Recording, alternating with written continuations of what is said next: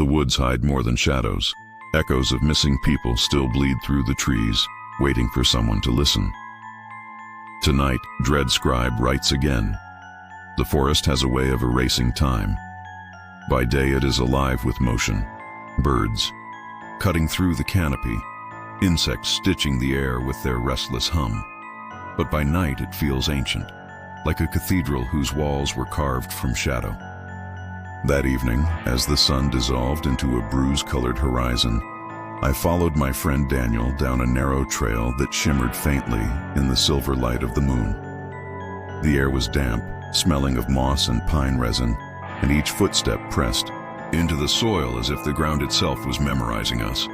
Daniel was always the braver one. He walked ahead with an easy confidence, his headlamp slicing through the dark like a surgeon's scalpel.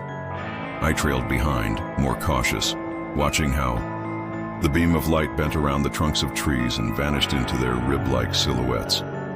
Somewhere deep inside, I felt that peculiar tightening of the chest, the body's quiet reminder that darkness is more than the absence of light. It is a presence of its own. We had set out to reach a lookout point by nightfall, lured by the promise of a starlit valley. But the forest had different plans. The trail narrowed, curving between thick undergrowth that whispered as we brushed past. The whispers seemed louder than they should have been, like reeds bending in a phantom wind. I told myself it was just the acoustics, sound waves refracted by uneven terrain, bouncing off bark like echoes in a cathedral dome. Science, after all, is a balm against fear. But that night it felt more like a flimsy shield. Daniel paused to check the map, his breath fogging briefly in the cold. I remember how ordinary it all seemed. One step forward, the crunch of gravel, the sigh of pine branches overhead. Then, in the space of a heartbeat, the ordinary shattered. Daniel took one more step and he was gone. There was no scream, no stumble, no rustle of branches to mark his passage. One moment his silhouette cut against the beam of his headlamp, and the next it flickered empty, as if the forest had inhaled and swallowed him whole. My breath hitched, frozen between disbelief and terror. I lunged forward, searching for the hollow sound of movement, but the only noise was my own pulse hammering in my ears. I swept my flashlight wildly across the ground. The soil was damp, soft enough to hold impressions. And there they were, his footprints, crisp and recent, leading in a straight line. But they ended in mid-stride, the final print cut into the dirt like a period at the end of a sentence. After that, nothing. No broken grass, no trail of disturbed leaves, just an unbroken stretch of earth that looked untouched for centuries. I called his name. My voice splintered, caught in the air like glass.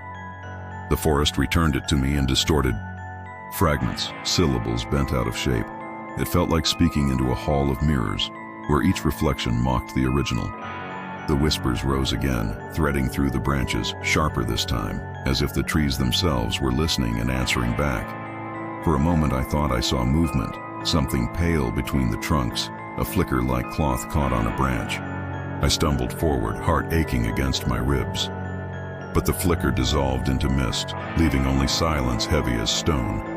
That silence pressed against me, thick and suffocating, and I realized I wasn't just standing on a trail anymore. I was standing at the edge of something else, a threshold I hadn't meant to cross.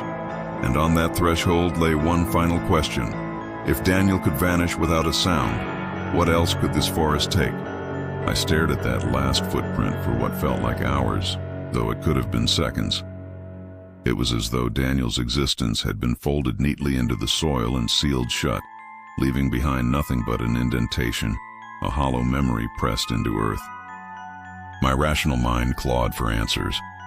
Could he have stepped off the trail, fallen into some sinkhole? But the ground was solid, unbroken, and the air carried no trace of descent or struggle. It was absence. Pure, clinical, merciless absence. Panic ignited in me, sharp and electric. I called his name again, louder this time, my throat tightening around each syllable. The forest returned my cry with an eerie mimicry. It wasn't just an echo. It was delayed, warped, as if a mouth deeper within the woods had formed my name and spit it back at me.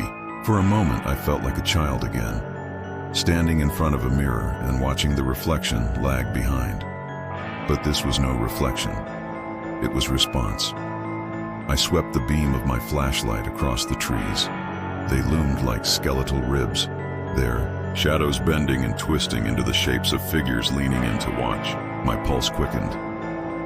Science tells us the human brain is wired to find patterns, to carve faces into the chaos of random lines. But what if the faces weren't imagined? What if the chaos itself was looking back?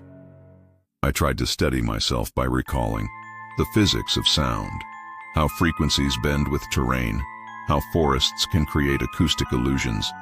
Yet the comfort was fleeting, because illusions don't explain footprints that end mid-step, or whispers that call you by name. Illusions don't make you feel as if the very soil beneath your boots is deciding whether you belong here. The air thickened, colder now, carrying a metallic tang that stung my tongue. I crouched, running my fingers over Daniel's final print. The dirt was damp, the edges sharp, as if he had just pressed it seconds ago. And then, though I swear I was alone, I felt a vibration under my fingertips, faint but steady, like the hum of a buried machine, or a heartbeat. I jerked back, scanning the ground. The trail stretched ahead, perfectly ordinary, but ordinary, in the way a locked door looks harmless until you hear movement behind it. I thought of turning back, retracing every step, sprinting until the glow of civilization returned. But a pull stronger than reason anchored me forward. The forest had taken something, and some primitive part of me believed it wanted me to follow. I walked on. Each step sank heavier into the soil, as though the trail itself resisted my weight. Branches arched overhead, closing like cathedral ceilings. My light flickered against bark, and for the briefest instant I saw what looked like Daniel's face pressed into the wood, eyes wide, mouth open, as though the tree had swallowed his scream. I blinked, and it was gone. My chest tightened, lungs laboring as if the forest's breath was replacing my own. The whispers rose once more, bending through the air, threading together like a chorus rehearsed for centuries. My name was there again, braided into their call. And then, clear as a bell in the dead of night, I heard Daniel's voice, ragged, desperate, calling for help from somewhere ahead. I froze, because I realized something unbearable. The sound hadn't come from ahead. It had come from everywhere at once, vibrating from the roots, the air, the trees themselves. The forest wasn't echoing him. It was speaking through him, and in the dirt just ahead of me, lit by the trembling beam of my flashlight, was a single new footprint, fresh as the air. It didn't just move, it pulsed. Each breeze rolled over me, not like random weather, but like an inhale, deep, steady, deliberate. The trees bowed and straightened in rhythm, their branches creaking as though ribs were expanding. I stopped in the middle of the path, my breath catching, and for a strange moment it felt as if the entire forest had drawn me into its lungs. We tell ourselves forests are passive, silent backdrops to our adventures, but they are anything but. Each tree is a factory of oxygen, each leaf a living pump. I remembered once reading about how plants exhale moisture, a quiet mist invisible to the eye but tangible in the humidity that clung to the skin. Tonight, though, it didn't feel like science, it felt like intent. The rhythm was too measured, too unified. It was less like countless individual trees breathing, and more like one colossal body. Every step I took pressed deeper into that body, like I was walking down the throat of something vast and unseen. The ground beneath me trembled faintly, soil rising and falling in gentle undulations, as though roots beneath were flexing like muscle. My rational mind argued it was illusion. My own heartbeat, heightened nerves projecting patterns onto stillness. Yet the cadence matched so perfectly, it was impossible not to feel I was sinking with it. At times the air pressed cold against my skin, then retreated, only to return warmer, damp with the scent of loam and moss. It was like standing too close to an animal's muzzle, feeling the cycles of its breath wash over you. I thought of standing near a sleeping horse as a child, how its chest rose like a bellows, how its sighs carried both peace and weight. But here, the peace was laced with something heavier, a suggestion that the breath surrounding me was not sleep, but vigilance. I tried to push forward, forcing my pace to break free of the rhythm, but my lungs betrayed me. Inhale, exhale, inhale, exhale. Slowly I realized I was adjusting unconsciously, aligning myself with the forest's cycle as though it had reached into my body and set the tempo. My chest tightened when I resisted, like swimming against a current that refused to let me go. And when I gave in, when I allowed my breath to fall in step, a disquieting calm washed over me, the way a hypnotist's sway can lull a subject toward surrender. But surrender to what? That was the thought I couldn't shake. Surrender implies a will on the other side, something waiting for you to yield. And if this forest could breathe, then perhaps it could hunger. The branches above shifted with a collective sigh. Shadows bent and stretched like black sails catching invisible wind. For the first time, I became aware of sound, or rather, the absence of it. No insects, no owls, no rustle of small creatures navigating underbrush, only the breath. A singular tide inhaling and exhaling around me, drowning out the natural symphony that should have filled the night. That was when fear truly set in. Not sharp but suffocating, like a bag slowly tightened over the head. Because if the forest was breathing in, then at some point, it would have to hold its breath. And I wasn't sure I wanted to be inside its lungs when it did. The silence came suddenly, and it was worse than the breath itself. One moment the air moved in that steady tide, and the next it stopped, clamping shut like a throat refusing to swallow. The trees froze mid-motion, branches caught in a half gesture as if they'd been startled. My lungs, still trained to follow the forest's rhythm, stuttered painfully, confused by the absence of direction. It felt like standing in a cathedral after the organ had ceased, echoes still trembling in the arches but no sound daring to replace it. I forced myself to inhale, but the air tasted different now. Heavy, metallic, as though the oxygen had been drained and replaced with something recycled, stale. My body rebelled, pulling shallow gasps while my mind screamed that oxygen was plentiful, that the sensation was illusion. Yet illusion doesn't make the skin prickle, doesn't make your vision dim at the edges as if someone had turned the lights of the world down a notch. Something in me whispered that I wasn't meant to breathe while the forest held still. Tried to move, to break free of the spell, but each step landed with unnatural weight. Soil that moments ago rose and fell like breath now seemed to clutch at my boots, clinging as though it wanted to anchor me in place. Every tree trunk glared pale in the moonlight, straight and rigid, their shadows like prison bars. I had the sensation of standing in a lung that had exhaled completely, leaving me suspended in the vacuum between breaths. And then, faintly, I heard it. A creak, not of wood, but of sinew stretching under strain. The forest wasn't holding its breath in stillness. It was waiting for me to make the wrong move. My mind flickered through the science again, the way trees communicate through chemical signals, releasing distress pheromones that ripple through entire groves. Could I have triggered something? A trespasser identified, cataloged, and answered with silence?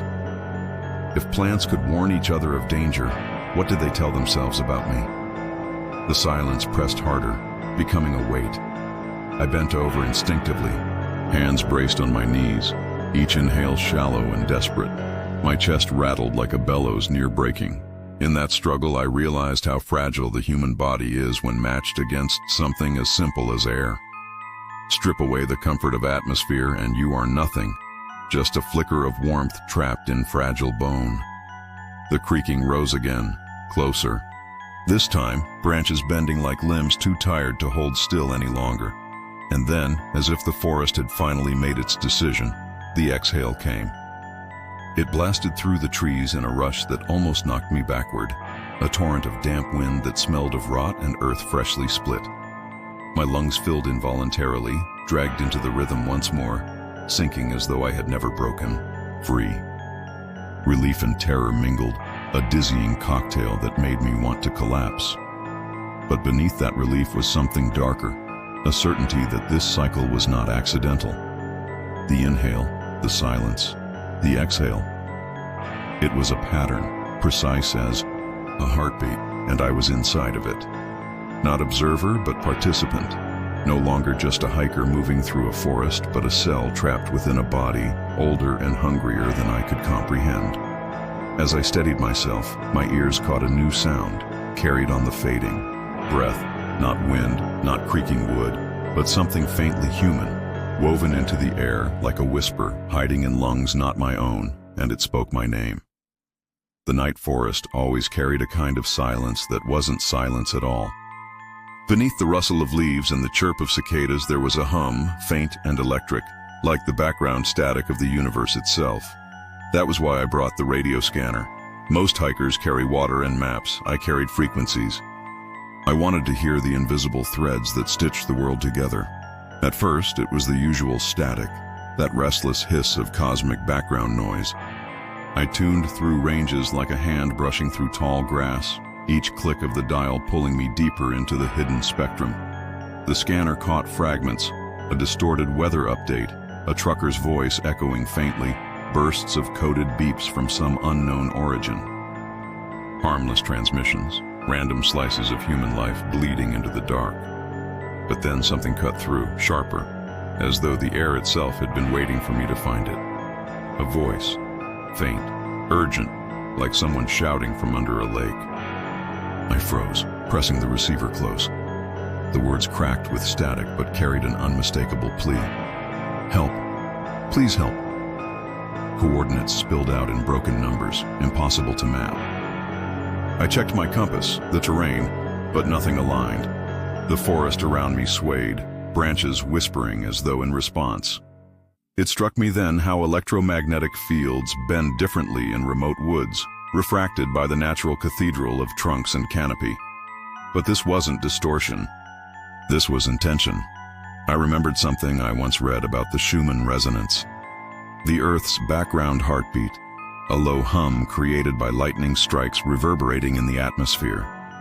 It was steady, predictable, a planetary pulse. But what I was hearing now wasn't steady. It shifted with me, the pitch climbing whenever I turned, as if the forest itself was conducting the signal through unseen wires of root and branch. I kept walking, the scanner pressed tight against my ear. More voices bled in, layered like overlapping radio plays.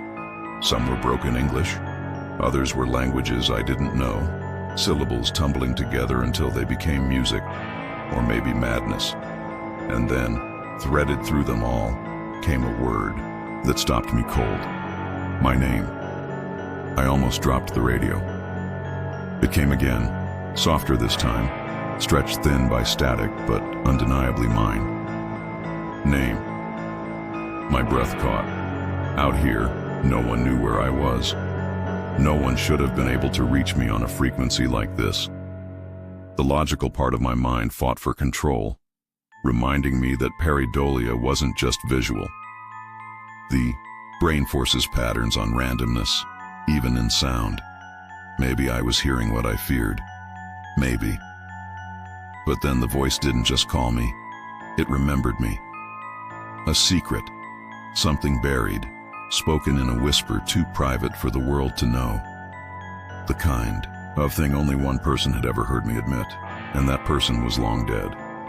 The cicadas surged louder, their drone blurring into the static, until I couldn't tell where one ended and the other began. My head swam, as if I were inside a shell amplifying every sound into something unbearable. The radio crackled in my palm, alive, pulsing like a second heart. And through the noise, the voice asked me a question only I could answer, stretched and warped, but clear enough to gut me. Why did you leave me there? My blood iced. My throat closed around the answer I couldn't form. Because no one else could have known that moment, that night. That mistake I had buried so deeply, it felt more like scar tissue than memory. I gripped the scanner so hard my knuckles ached, its plastic casing slick with sweat, and for the first time I wanted to smash it against the ground. But I didn't. I kept listening, as if breaking it would sever me from something I needed to face. The forest leaned closer. That's the only way I can describe it, like the trees themselves had bent in, trunks tilting by imperceptible degrees, canopy lowering until it felt as though I was in the chest cavity of a giant. The cicadas buzzed louder, their rhythm syncing, with the bursts of static, until it became one continuous high-pitched wail. It was the sound of nerves stretched too tight, the sound of sanity splintering, and threaded through that piercing veil were more voices. They spoke in fragments, memories, not my own. A woman's laughter, the last words of a man before drowning, a prayer whispered in another tongue. Each voice felt borrowed, stolen from lives cut short. But then, between them, my name rose again. This time it was sharper, accusing, as though the forest had decided it knew who I was. Not just my name, but my weight in guilt, my shadowed corners. I staggered forward, desperate to outrun the signal, but the scanner pulsed louder with every step. It was as if movement fed it. The dial spun of its own accord, clicking furiously, locking on channels I hadn't touched. Coordinates repeated, impossible numbers stretching into nonsense. 51 degree, 200 degree, 999 degree. My compass needle spun wildly, trembling as if the earth itself had lost direction. I remembered learning that electromagnetic storms could disorient animals, confusing their migration routes. Birds falling from the sky, whales beaching themselves on foreign shores. Was I any different? Just another fragile creature lured off course by invisible waves? That thought might have comforted me if the next sound hadn't come. A whisper. So close it brushed the inside of my ear. It wasn't through the speaker, it was outside the radio. I spun, flashlight beam cutting arcs through the darkness, but nothing moved. Still, the whisper persisted, wrapping itself around me, tangled with the hiss of static. Closer. One word, stretched like rubber, tugging me toward a part of the trail that seemed to dissolve into shadow. My legs moved before reason caught, up, drawn like filings to a magnet. The air thickened, metallic again, buzzing faintly, as though I were walking into the heart of a generator. My vision stuttered at the edges, shapes twitching in and out of existence. I raised the scanner and realized the static had shifted. It no longer sounded random. It was breathing. Inhale, exhale. A distorted mimicry of life, playing through circuitry that should have been lifeless. My fear finally broke into anger. I thumbed the power switch and snapped it off, the click echoing like a gunshot in the hush. Silence rushed in, thick and absolute. Relief flooded me for a moment. Then, from the ground at my feet, the scanner crackled back to life. Its red light blinked on, though my hand was nowhere near the switch. And through the hiss, that same impossible voice whispered again, clearer than before. I'm still here. The first time I felt it, it wasn't sound or sight that alerted me. It was something deeper, an instinct older than language. That primal awareness of eyes fixed on the back of your neck. The way skin prickles as if your body remembers predators long extinct. I froze on the trail, the pine trees towering like sharpened spears, their needles whispering against one another in a cadence that wasn't quite wind. My pulse quickened and I reminded myself of the neuroscience I'd once studied. Humans are wired to sense gaze, hyper-attuned to the subtle cues of attention. But science couldn't explain the fact that every nerve in me screamed I was prey. I turned slowly, flashlight cutting across the darkness in a trembling arc. Shadows sprawled between the pines like spilled ink, stretching into shapes that seemed almost deliberate. Limbs, torsos, faces half-formed. My rational mind called it pareidolia, the brain's desperate attempt to find order in chaos. Yet in that moment, the explanations felt as fragile as paper shields against a storm. Because one shadow didn't move with the others. It lingered, watching. The night air thickened with resin and damp earth, I tried to steady my breath, but each inhale sounded too loud, too obvious, as though I were announcing myself to whatever loomed unseen. My flashlight beam quivered over bark rough as scar tissue, over branches clawing the sky. Then it caught something, two small points of light suspended in the dark, eyes. At first I told myself they were animal eyes reflecting the beam, an explanation as simple as a deer caught in the path of a car. But these eyes didn't blink. They didn't shift or shy away. They burned steadily, locked to mine, a patience in them that didn't belong to any creature I'd known. I took a step back, my boot sinking into soft pine needles. The eyes rose, higher, impossibly high, as if the figure attached to them was unfolding, stretching like some grotesque marionette. My throat tightened, refusing to release the scream that begged to claw its way out. For an instant, the beam of light revealed more. The faint suggestion of antlers, twisted and gnarled, not elegant like a stag, but jagged, like bones forced into a crown. The forest held its breath with me.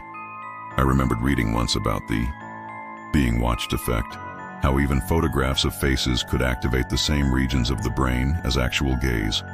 But no photograph, no trick of neurons, could account for what I was seeing. This wasn't an impression. This was presence, and then, as quickly as it had formed, the figure dissolved into mist, leaving only fog curling between the trees. My relief was brief, cut short by the sound that followed. Footsteps. Not behind me, not ahead, but perfectly in rhythm with my own. I walked, they walked. I stopped, and the crunch of leaves stopped too. My chest hammered as though it wanted to break free of my ribs. I forced myself forward, down the narrow trail that suddenly felt like a throat closing around me.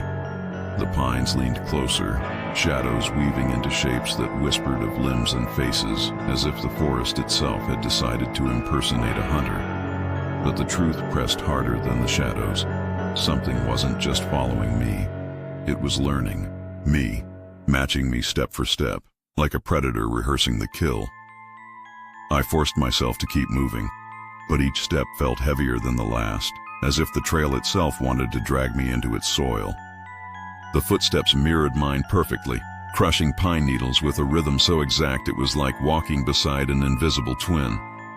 I tried to convince myself it was echo, sound bouncing strangely through the trees, a quirk of acoustics.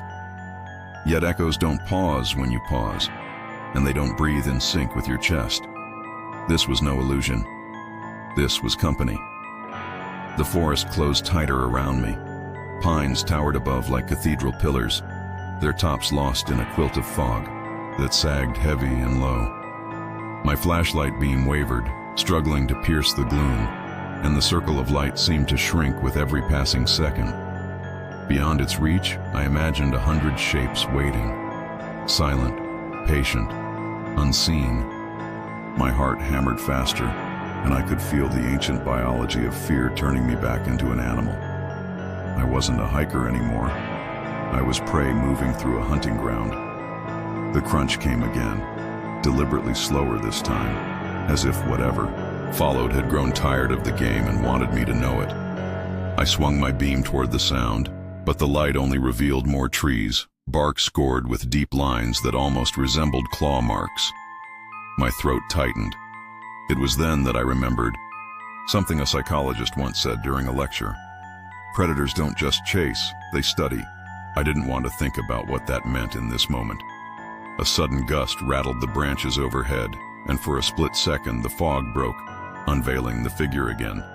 My light struck those same unblinking eyes, glowing like coals in the furnace of the night. The antlers rose above them, crooked spires of bone crowned with mist, each tine warped like twisted fingers reaching upward. And the body, or what should have been a body, it was wrong. The proportions stretched too tall, limbs too thin, as if the forest itself had pulled a man apart and hung the pieces back together loosely. My breath caught in my throat. Then, like before, the fog rolled in and the figure dissolved, leaving only absence. But the footsteps didn't stop. They drew closer, closer still, until I could almost feel the vibration of them rising through the soil into my bones. My instinct screamed to run, and before I could argue, my legs obeyed. The trail blurred under my feet. Branches whipped against my arms and face, leaving thin scratches that stung in the cold air. I could hear it pursuing me, not faster, not frantic, but steady, relentless. Step for step, as though it knew I couldn't escape, as though it had all the time in the world. I broke through a thicket, lungs burning, and stumbled into a clearing awash with moonlight. For one fleeting moment, relief flickered in me. Open space, distance. But then I heard it again. Those synchronized steps crunching into the clearing with me.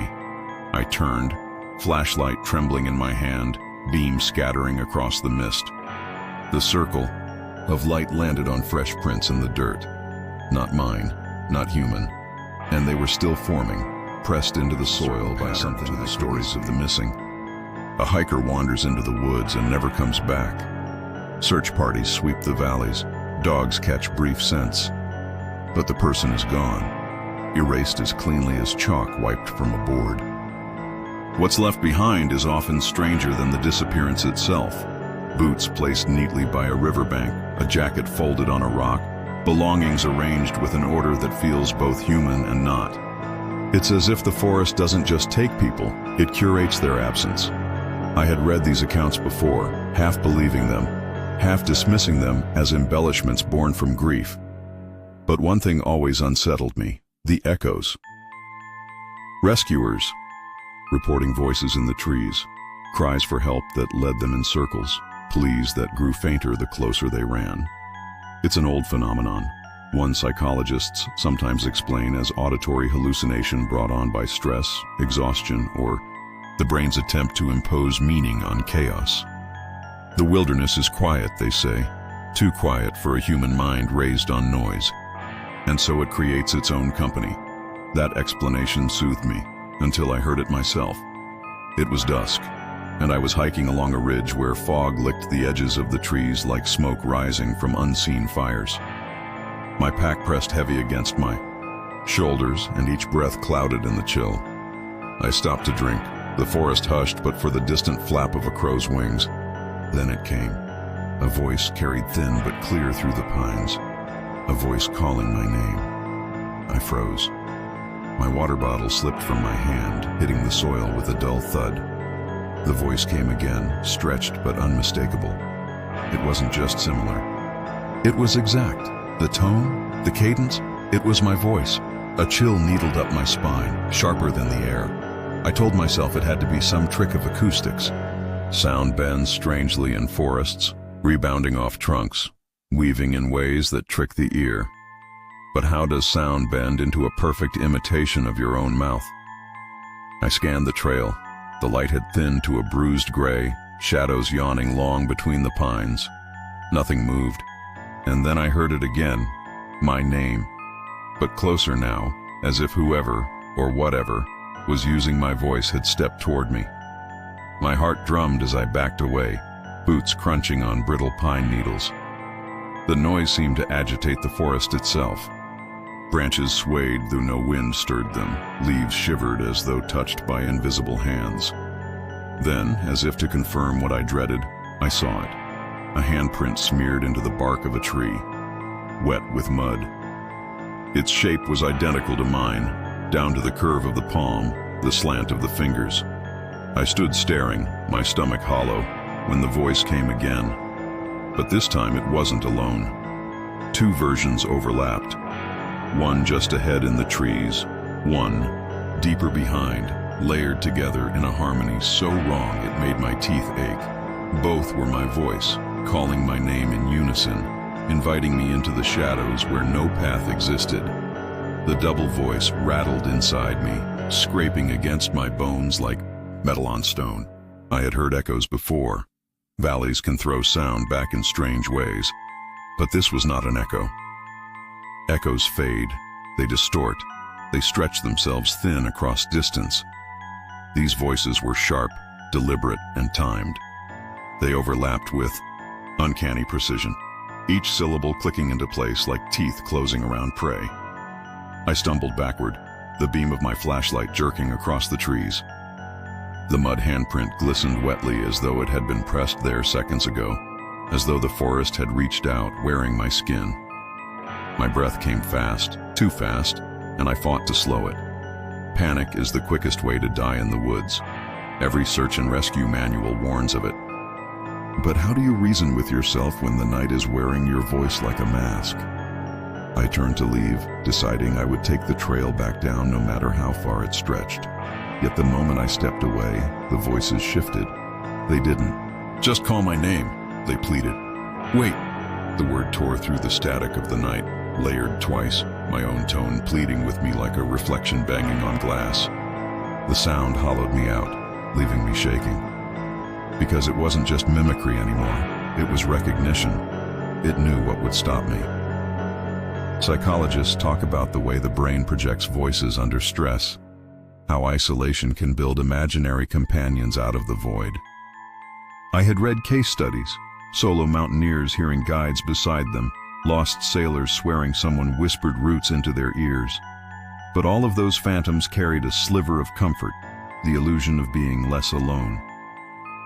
What I heard now was not comfort. It was consumption. The forest around me pressed tighter. The pines leaned like closing walls, their trunks black and ribbed. The air was damp, thick with the metallic sting of wet soil. I scanned desperately, and that was when the second handprint appeared, not on a tree ahead, but on the ground. A palm pressed into the mud beside my own boot, identical in shape, the ridges of the fingerprint etched perfectly into the earth. I staggered back, light trembling. The ground itself seemed to remember me, as though it were writing me into its archive. The overlapping voices swelled louder, one coming from behind, one sliding in from my right. Each call cut closer, forcing me to spin in frantic circles. And then one broke from the pattern. It laughed, my laugh, hollow, empty, the sound of joy twisted into mockery. My stomach turned to ice. I ran.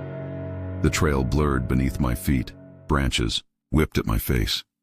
Shadows streaked across my vision like smears of ink. Yet even as I sprinted, the voices didn't fade. They paced me, not chasing but guiding, as though herding me deeper, toward a destination I couldn't see. Finally, breath. Ragged, I collapsed in a clearing. The silence hit so suddenly it knocked the air from me. No wind, no cicadas, no voice, just silence. Relief shook through me until the radio-like crackle of sound returned, low and guttural, from every direction at once. And this time, there weren't just two voices, there were dozens, all of them mine. It began as nothing more than a glimmer in the dark, a faint glow bobbing between the trees, small and rhythmic, as though someone were carrying a lantern through the undergrowth. At first I thought it was another hiker, someone ahead of me on the trail. But the forest was empty, and I was miles from the nearest campsite. That light shouldn't have been there, still it pulled at me. Curiosity can be a dangerous compass, yet it has guided humans into caves, across oceans, and now, against my better judgment, it drew me deeper into the woods. The glow danced between the pines like a heartbeat, its rhythm steady, taunting, always just beyond reach. I told myself it was explainable. Perhaps a trick of phosphorescence, swamp gas igniting into a pale flame. Science has long tried to anchor such lights to the rational, to tether the folklore of will-o-wisps to chemistry. But no explanation softened the way the light seemed to wait for me. Each time I stumbled, it flickered as though mocking me. It dimmed when I hesitated, brightened when I moved forward, like it understood the fragile thread of my resolve and tugged it tighter. My boots cracked through fallen branches, my breath rose in pale clouds, and all the while that small light swayed with the patience of a predator. The forest closed around me, branches clawing overhead like skeletal fingers. The smell changed, at first pine and damp soil, then something acrid, sharp as sulfur, a stench that clawed at my throat. My body whispered warnings my mind didn't want to hear. Yet I kept walking, because the light was no longer just a mystery. It felt personal. like it had chosen me from the darkness. Legends of the Lantern Man came back to me in fragments. Stories of travelers led astray by a bobbing glow, lured into swamps or ravines until the earth itself swallowed them. Folklore often blurs with survival advice. Never chase a light that doesn't belong. And yet here I was, breaking the oldest rule of the wild. The ground shifted under my boots, sloping steeper, roots twisting like serpents eager to catch my ankles. I stumbled, catching myself against a tree, and the lantern paused ahead, hovering as if amused. The light seemed to breathe, pulsing with a rhythm that set my teeth on edge. For a moment, I could almost swear I saw the outline of a hand gripping it, fingers impossibly long, curled tight around the handle. But when I blinked, it was gone, leaving only the glow swaying in the mist. I pressed on. The forest grew colder, quieter. Even the insects hushed, as though the entire world were holding its breath. My chest ached with the weight of that silence. And then the lantern stopped. It hovered ahead, brighter than ever, suspended at a strange angle.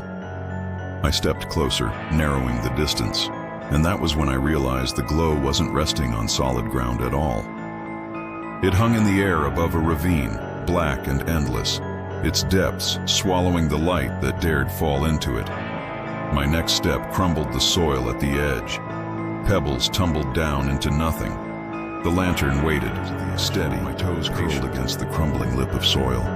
The ravine yawned below, a hollow mouth drinking in every drop of moonlight. I couldn't see the bottom, only the endless black that swallowed the falling stones I had knocked loose. The lantern swayed above that void, impossibly suspended, casting its glow across the jagged edges of rock like a cruel invitation. For a heartbeat, I convinced myself it must be hung from a branch, some trick of perspective. But there was no tree over the gap, only emptiness. The lantern floated, bobbing gently, and in its rhythm I felt mockery. My breath stuttered, chest heaving with the weight of choice. Retreat into the forest where something unseen had already claimed me, or step forward into the abyss it offered. The sulfur stench grew stronger, burning the back of my throat. It mingled with the cold dampness of the ravine, creating a sour cocktail that made my eyes sting. I remembered the scientific explanations again.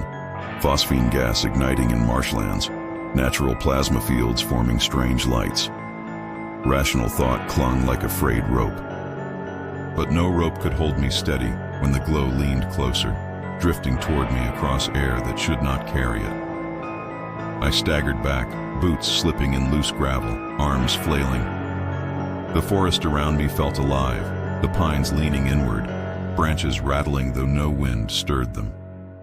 Every instinct screamed to run, yet my body refused. It was as if the light had tethered me, a moth caught in the gravity of flame. Then I heard it, a sound, beneath the silence, faint, hollow, like voices carried on the wind. They weren't calling. Words I understood, but their tone was unmistakable. Pleading, desperate, like travelers who had stepped too far and never climbed back out. The glow flared brighter, as though it fed on those echoes, swelling with each invisible cry. My heart hammered.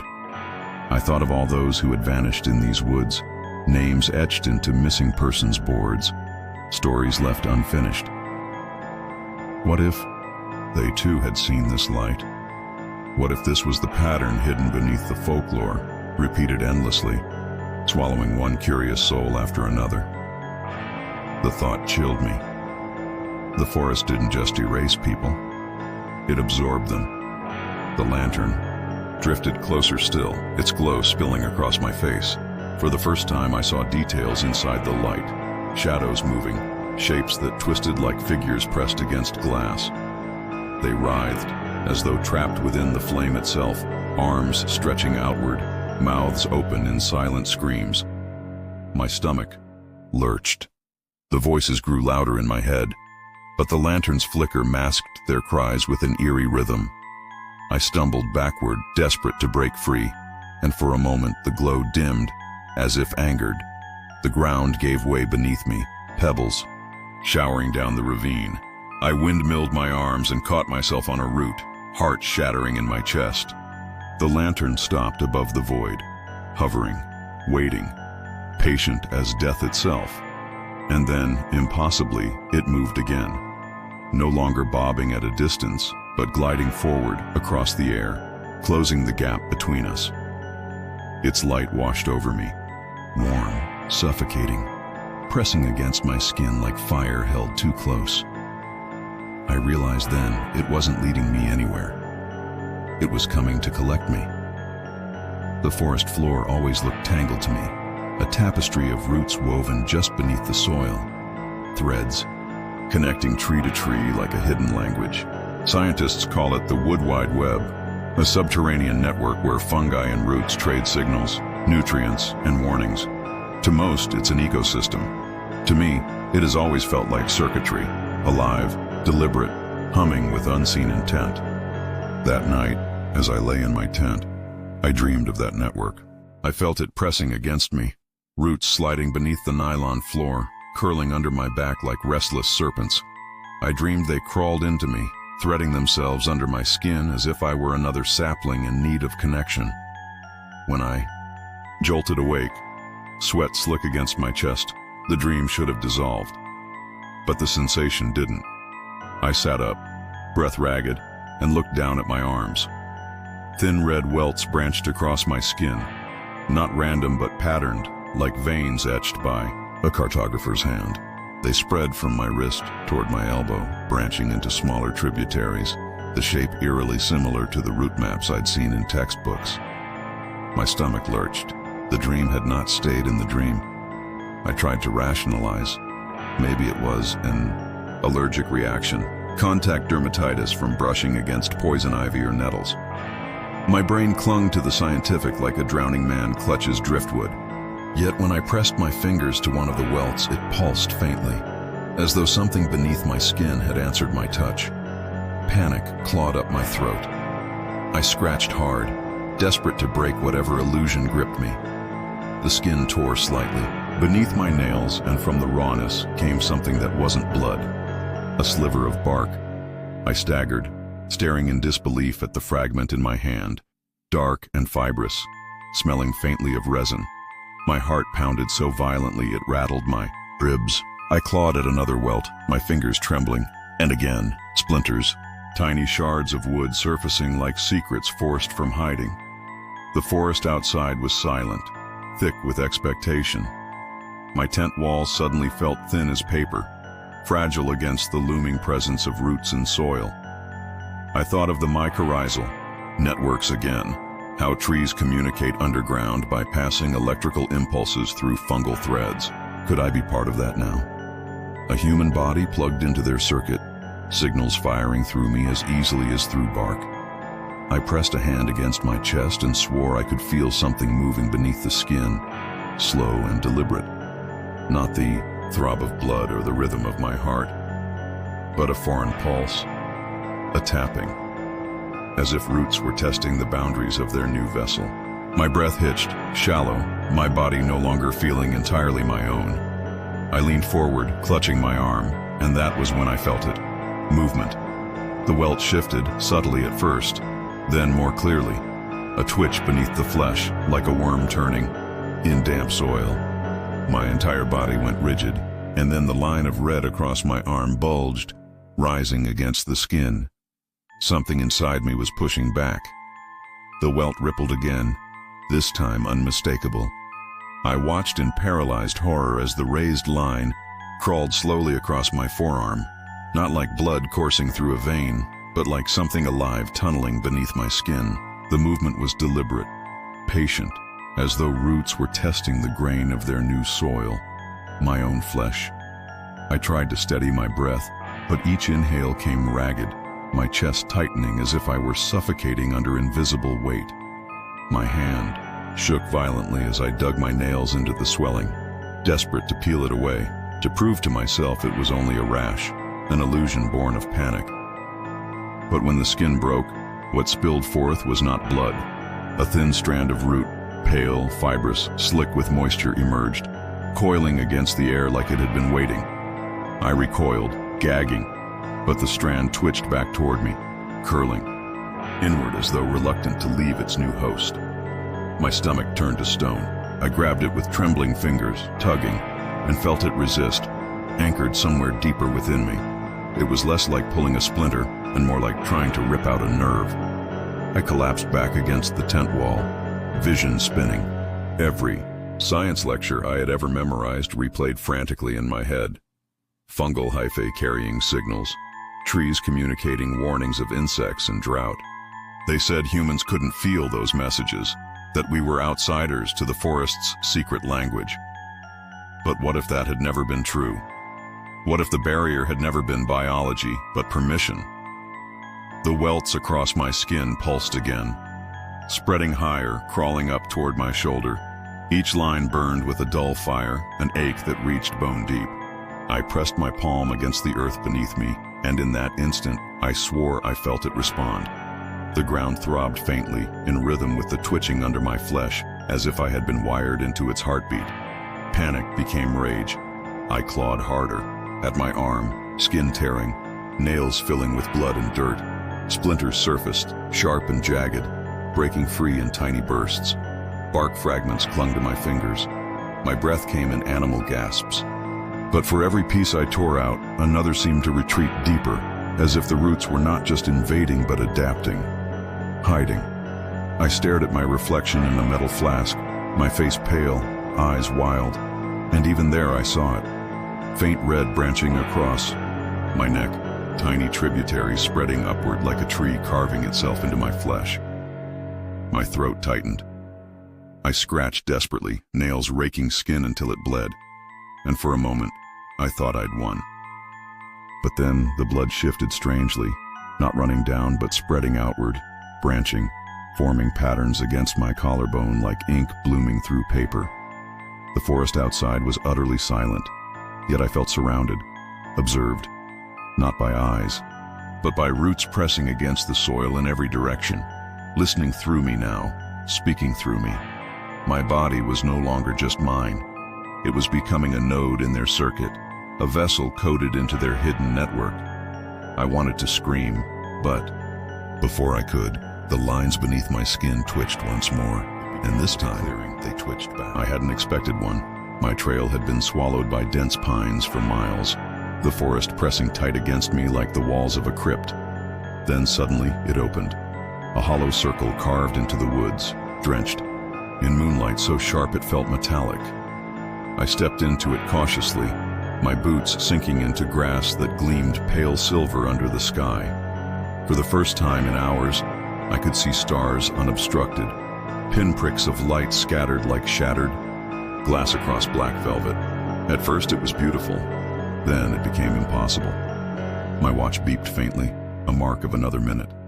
But when I glanced down, the hands spun forward in a jerking rush, skipping hours in a blink, resetting, then leaping again. My pulse quickened. I tapped the face, shook my wrist, but the watch seemed possessed, caught in a frenzy of seconds that didn't obey the usual rules. Above me, the stars shifted too, sliding across the sky, not in their slow, dignified arc, but in a dizzying whirl, constellations tumbling, like scattered dice. I froze in place, unable to reconcile what I was seeing. Science has long told us time is relative. Einstein himself proved that speed and gravity bend its flow. Pilots, astronauts, even mountaineers have described moments where clocks and perception slip out of alignment. But this was no subtle distortion. This was fracture. I had stepped into a place where chronology itself seemed to unravel. I crouched and pressed my hand into the grass. It bent away from my fingers, but painfully slow, each blade bowing as though trapped in syrup. I pulled my hand back sharply, heart hammering, and nearly gasped when my own shadow followed too quickly, snapping back into place with the speed of a predator pouncing. Time wasn't uniform here. It was fragmented, stretching, compressing, convulsing like a living thing. The air felt charged, thick with invisible currents that raised the hair on my arms. I listened, waiting for the familiar sounds of night, the whine of insects, the distant hoot of an owl, but there was nothing. Silence, heavy and absolute, as though sound itself had been erased. My own breathing became unbearable, thunderous. In the void, proof that at least I still moved within some recognizable rhythm. But doubt crept in quickly. Did I? My heartbeat felt uneven, skipping like the seconds on my watch. I pressed my palm to my chest, counting, and lost track halfway through. The beats dissolved into stutters, a rhythm out of sync with itself. My skin prickled with cold. What if the clearing hadn't fractured time around me, but had pulled me into a rhythm that wasn't human at all? I glanced again at the stars. They blurred in rapid streaks, then froze, then jittered back, as though rewinding. The constellations above didn't look like constellations anymore. They looked like patterns written in a language I wasn't meant to read. A language older than my species. The clearing pulsed faintly, as if it were breathing. And in that unnatural rhythm, I realized with a rush of dread that I might not walk out at the same hour or the same year I had entered. The clearing seemed to tilt beneath me, though the ground didn't move. It was my body that felt out of step, lagging behind as if my muscles were caught in a slower frame than the world around me.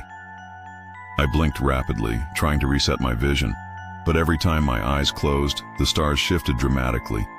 Weeks of motion in a fraction of a second, before settling back into frozen stillness when I opened them again. My stomach turned. It was like falling into a film reel where frames had been spliced out and others repeated at random. I checked my watch again. The hands were spinning violently, then stopping dead, then jerking backward in half turns. My reflection in the glass looked stretched, elongated, as if even light was no longer obeying the rules. Fear burned cold in my gut. I thought of circadian rhythms, the body's fragile reliance on sunlight and darkness to keep its internal clock steady. Astronauts, I remembered, sometimes lose track of time aboard the space station, days blending into one another under artificial cycles. But this was different. This wasn't disorientation. This was reality refusing to agree with itself. The grass rustled faintly under my boots, but when I looked down, my legs seemed to drag at half speed. Each step unfolded in a grotesque delay, like I was wading through invisible tar. Yet when I swung my head upward, the shadows of the trees around the clearing darted like animals, too fast, too fluid, twisting and flickering in directions that didn't match the moon's position. The result was nauseating, a body that moved too slow, a world that moved too fast. My breath fractured in my lungs, harsh and uneven. I gripped the strap of my pack, desperate for an anchor, something human. That was when the air changed. A low hum pressed into my ears, not quite sound, but vibration, the way you feel the growl of a train long before you hear it. It resonated, in my teeth, in the hollow of my chest, as though the clearing itself was tuned to a frequency meant to dismantle me piece by piece. I staggered backward, eyes locked on the glowing grass.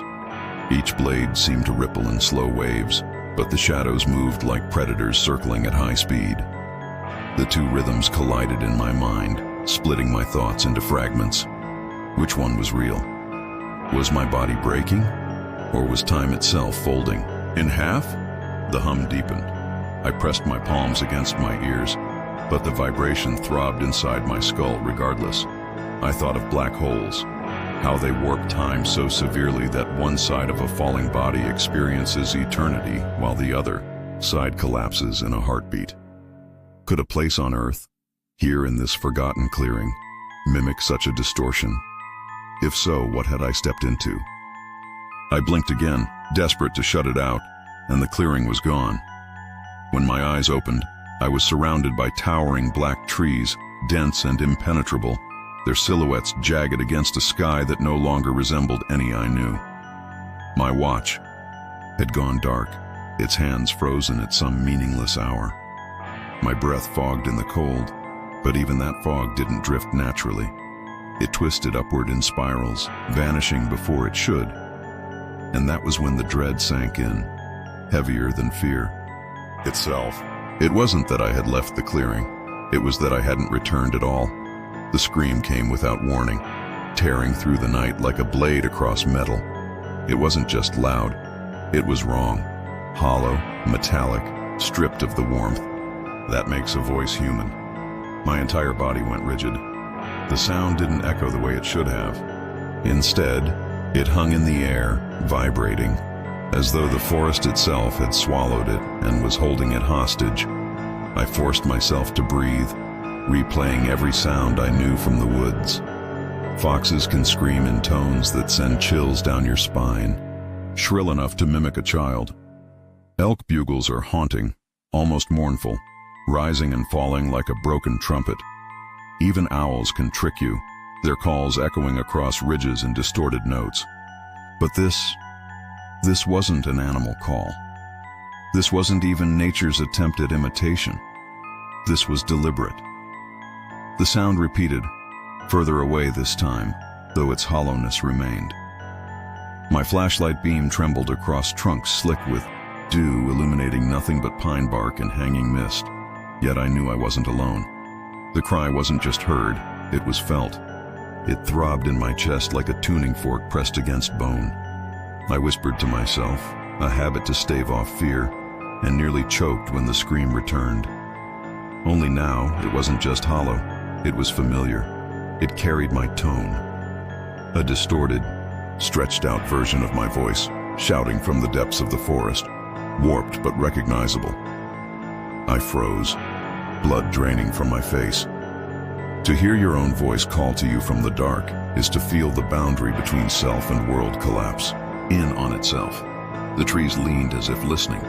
Their branches swayed though no wind stirred the air, as though the forest itself bent to amplify the cry. Each limb rattled like skeletal percussion, joining in the vibration until the woods were no longer a backdrop, but an instrument. I thought of resonance, the scientific principle that one object vibrating at the right frequency can set another into motion. Bridges collapse when wind harmonizes with their natural frequency. Wine glasses shatter under the right pitch. Could the forest itself be resonating with that hollow scream? I pressed my palms over my ears, but the sound seeped through, bypassing flesh. It was inside me now, crawling along my ribcage, threading through the hollow chambers of my lungs. Every part of me wanted to run, but my legs anchored to the soil, as though the vibration had taken hold of them too. The call came again, closer this time. Not from a single direction, but everywhere. My name slipped through the distortion, layered like voices in a cavern. Each repetition sharpened, testing. My body like a musician testing strings, and each time the branches above bowed lower, as though acknowledging a conductor. My heart pounded so loudly I thought it might rupture, yet even that seemed to fall into rhythm with the call, sinking against my will. My body, my breath, my pulse, everything was being tuned. And then I realized with terror that the scream wasn't moving through the forest at all. The next cry ripped. It was moving so violently I staggered, clutching my chest as if the sound had become a physical force. It wasn't like hearing, it was like hosting. My ribs vibrated in sympathy, every bone in my body ringing with the hollow resonance of that metallic voice. I gasped, but even my breath came out wrong. Thinner, rasping, echoing as though borrowed by something else. Panic lanced through me. I shouted into the dark, a desperate attempt to reclaim my voice, to hear something human in this warped symphony. But the forest caught my cry and fed it back, stretched and warped. Within seconds, the sound of me was calling from between the trees again. Only now it carried an edge I had never owned. Mocking. Inhuman. I spun in circles, flashlight beam skittering across trunks. My mind raced through explanations. Was it acoustics? A phenomenon like the uncanny valley, but for sound? Humans recoil when something almost, but not quite, matches our natural patterns. But this wasn't almost. This was exact. Perfect mimicry, only hollowed, drained of life. Like a wax figure of my voice paraded through the woods. The air thickened with it. Each call struck me like waves, pressing against skin, lungs, veins, until my entire body felt porous, an instrument tuned to someone else's melody. I pressed my hands harder over my ears, nails digging into my scalp, but it didn't matter. The sound bypassed flesh and entered through bone. I could feel it wriggling in my teeth, in the tiny cavities of my sinuses, a parasite made of resonance. Then came the worst part. The voice shifted again, no longer just mine. Others joined, people I knew, friends long gone. My father's voice, sharp with authority. A woman I once loved, her laugh hollowed into a wail. They all bled into the call, fractured versions of themselves that had been scooped out and poured back into me. My knees buckled as grief mixed with terror, because either the forest was reaching into memory, or it had already taken them once before. The branches shuddered violently overhead, though the air remained still. The entire canopy seemed to bow inward, amplifying the chorus. I looked up and saw shadows darting unnaturally, between limbs, faster than they should, as if the calls themselves had weight and form. My flashlight flickered and died, plunging me into darkness. Only the resonance remained, pulsing like a second heartbeat. I stumbled forward, desperate to escape the clearing, but every step echoed back at me, magnified. The crunch of leaves under my boots replayed louder, hollower, until it seemed like the ground itself was mocking my attempt to flee. I was caught inside an endless loop of myself, stripped, copied, played back wrong. Then, suddenly, silence. A brutal cut. The air fell still, my body trembling with leftover vibrations. I exhaled, shakily, relief flooding me, until the silence betrayed me. My chest still rattled. The resonance hadn't stopped at all. It was no longer in the forest. It was inside my lungs, vibrating with every breath I took, as if I had become the hollow call itself. The fire was small, but it was mine. Each flicker curled upward like a fragile banner of resistance, a declaration against the crushing dark that pressed in from every side. The woods had swallowed me whole so many times before, through vanished trails, hollow calls, and whispers that knew my name. But here, in this circle of light, I had a boundary. Fire is the oldest story we've ever told ourselves. You are safe, you are warm, you will endure. I fed the flames with careful hands, pine needles and splinters crackling like brittle bones. Sparks shot into the air, drifting into constellations, before winking out. It struck me how ancient this act was. Somewhere, tens of thousands of years ago, another human sat before another fire, watching sparks die in the same rhythm. For them, the flames painted shapes on cave walls, shadows dancing into myth. For me, they painted memories on the trees around me, reminding me of everything I had witnessed in these woods. Things too strange to categorize, too intimate to dismiss. Science says storytelling evolved to unite us, to pass on survival lessons, coded in metaphor. A myth about a monster at the edge of the village was just a warning about wolves. But myths linger because they are more than lessons. They are shadows that refuse to be erased, even when the light of knowledge shines brightest. And as I stared into the fire, I realized I was sitting in the overlap. Science burning like the lantern, myth stretching like the shadow behind me.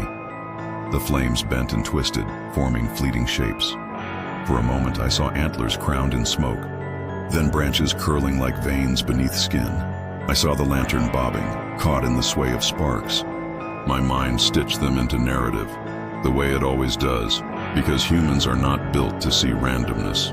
We are built to see story. And yet, beneath the comfort of those ancient flickers, a hollowness stirred.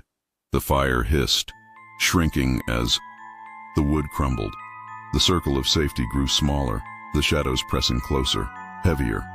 Darkness is patient. It doesn't rush. It waits for us to exhaust ourselves.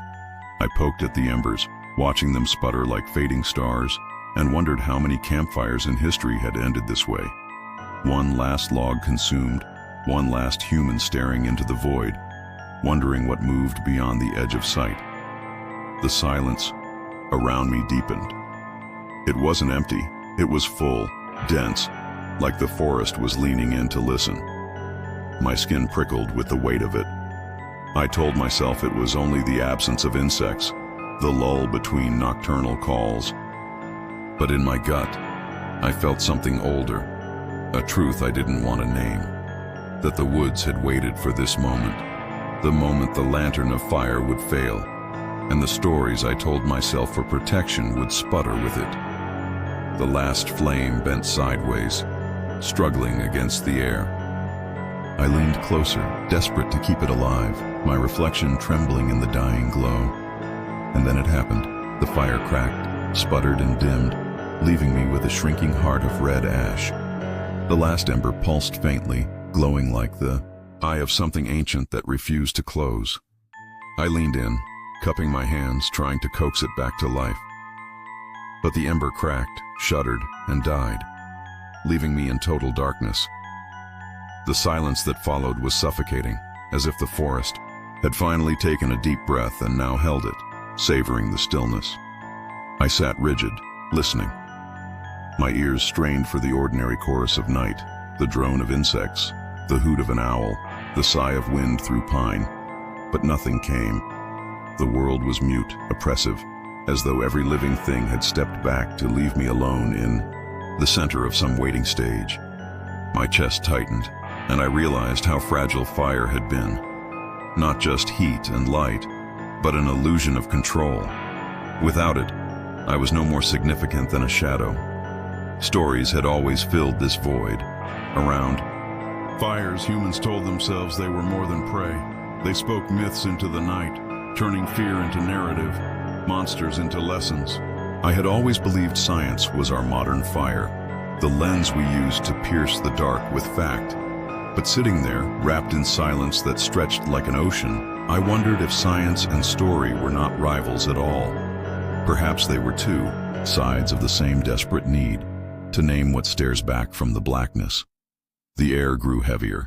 I could feel it pressing against me, vibrating faintly, as though the trees themselves were murmuring at a frequency too low for my ears. My skin prickled. I remembered all the echoes I had heard before. My voice twisted into mimicry. The hollow calls that moved through bone instead of air. The whispers that bent like reeds in windless silence. It struck me that maybe they had been leading to this moment, to the dark beyond the last fire. A breath stirred the air behind me. It wasn't mine. My body seized, lungs clamped in ice. The sound was unmistakable, slow, deliberate, the kind of exhale that fogs glass and leaves a mark. I spun, eyes straining, but the dark was absolute, a wall without detail. My pulse thundered, deafening in my ears. Another breath followed, closer this time, warm enough that the hairs on the back of my neck lifted. I wanted to scream, to shatter the silence with something human, but the air stuck in my throat. Instead, I thought of the fire again, how each spark had told a story before vanishing. Maybe that was all I was, a brief flame flickering against the abyss, waiting for the wind to choose when to end me. The forest leaned closer. I felt it, an intimacy as heavy as a hand on my shoulder. The darkness wasn't empty. It was full of memory, of story, of everything swallowed before me. And in that fullness, one question rose, unbidden and unbearable. Was this the forest finishing my story, or was it me finally learning how to tell its own? Subscribe, if you dare.